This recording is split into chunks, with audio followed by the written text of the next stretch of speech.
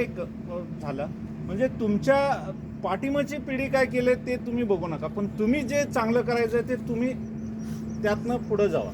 म्हणजे bright future आहे तुम्हाला. आता तरी तुम्ही काही PUC किंवा डिग्री सगळे मेरिट असतील नसतील ती गोष्ट वेगळी, पण अपॉर्च्युनिटी एवढे आहेत आपल्याला की एक नाही आहे, दोन नाही आहे. आता तुम्ही म्हणता की मला डॉक्टरच व्हायचं आहे किंवा इंजिनियरच व्हायचं आहे, वेल अँड गुड. ते झालं नाही तरी ते वेगळं मार्ग त्यातनं तुम्ही शोधून काढा, कुठलं तुम्हाला सुटेबल आहे.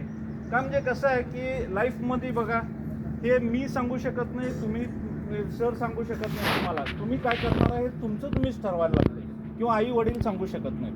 हे तुम्ही पॉझिटिव्हनेस घेऊन तुमच्या क्षेत्रामध्ये, म्हणजे आता यंग एज आहे तुमचं, तुमच्या यंग एजमध्ये तुम्ही काय करता ते पुढं तुम्ही होणार आहे. आणि येतात सगळ्यांना अप्स अँड डाऊन्स येतात. फेल्युअर असेल तरच तुम्हाला सक्सेस मिळणार आहे.